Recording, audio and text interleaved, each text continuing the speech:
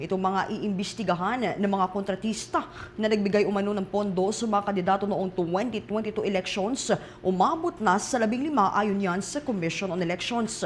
Ang report yan itinutukan ni Bombo Isa Cotonera. Natuklasan ng Commission on Elections sa kanilang investigasyon na umabot na sa 15 kontratista ang nakapagsumite ng donasyon sa ilang kandidato noong 2022 national at local elections, kaya naman sila ay kasalukuyan na ring iniimbestagahan ng komisyon. Ayon kay Commission on Elections Chairman George Erwin Garcia, ito ay batay sa inisyal na pagsusuri ng Political Finance and Affairs Department of PFAD ng COMELEC na siyang nagbeberipika ng Statements of Contributions and Expenditures o SOSE ng mga tumakbong kandidato. Sinabi ni Garcia na posibleng madagdagan pa ang bilang ng mga kontratistang lumabas sa investigasyon dahil sa ngayon ay nakatutok pa lamang ang PFAD sa mga tumakbo para sa national position. Nilinaw ng komisyon na sa ngayon ay hindi pa tukoy kung sila ba ay kontratista na nakadikit sa gobyerno, kaya naman sila ay makikipag-ugnayan sa Department of Public Works and Highways upang alamin ito. Kaugnay niya, pakinggan natin ang pahayag ni COMELEC Chairman George Erwin Garcia.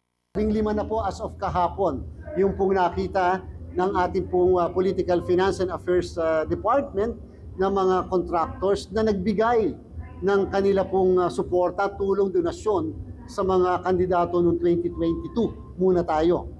Yan po ay posible pang madagdagan sapagkat remember, ang lahat po ay na positions na involved noong 2022, at least yung national, ang mga pinapauna natin.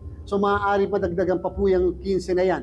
Again, hindi pa po natin sinasabing government contractors sila.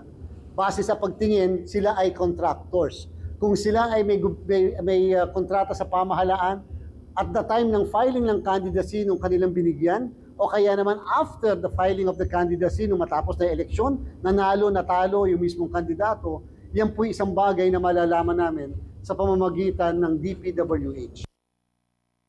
Samantala, ipinaalala rin ng poll body na bawal sa ilalim ng Section 95 ng Omnibus Election Code ang pagtanggap ng anumang donasyon mula sa mga kontratistang may kontrata sa pamahalaan. Kung mapatunayang lumabag, maaaring makulong ng 1 hanggang 6 na taon ang parehong kontratista at kandidato na tumanggap ng kontribusyon. Kaugnay niyang pakinggan natin ang pahayag muli ni COMELEC Chairman George Erwin Garcia. Kung sila po ay mapatunayan na may kontrata sa pamahalaan as a government contractor, serviceman o public works, yan po ay election offense na may 1 hanggang 6 na taon na pagkakakulong. Tungkol naman sa tumanggap o pagtanggap, pag tinignan nyo yung last part ng Section 95, kahuli-huli ang paragraph, meron po kasi doon liability yung tumanggap. Sabi ko nga po, tsaka na namin pag-usapan yung liability ng tumanggap. Ang importante muna, yung nagbigay. Kasi walang liability ang tatanggap kung legal naman ang binigay nung nagbigay. So doon muna kami sa malimit muna. Sino ang nagbigay? Contractor ba talaga sila ng...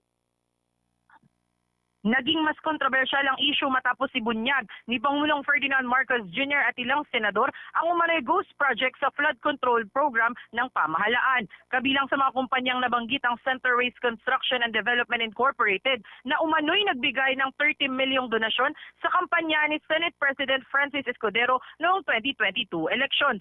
Dahil dito, sinabi ni Garcia na maaari pang palalimin ng PFAD ang investigasyon upang matukoy kung sino-sinong kandidato ang tumanggap ng bawal na donasyon mula sa mga kontraktor. Mula sa lungsod ng Maynila, ito si Bombo Isa Cotonera, and this is Bombo Radio Philippines, the #1 and most trusted source of news and information.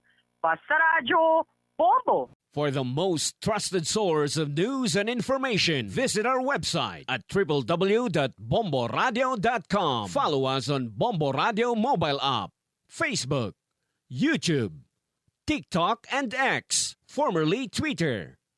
Like, share, and stay connected. Anytime, anywhere.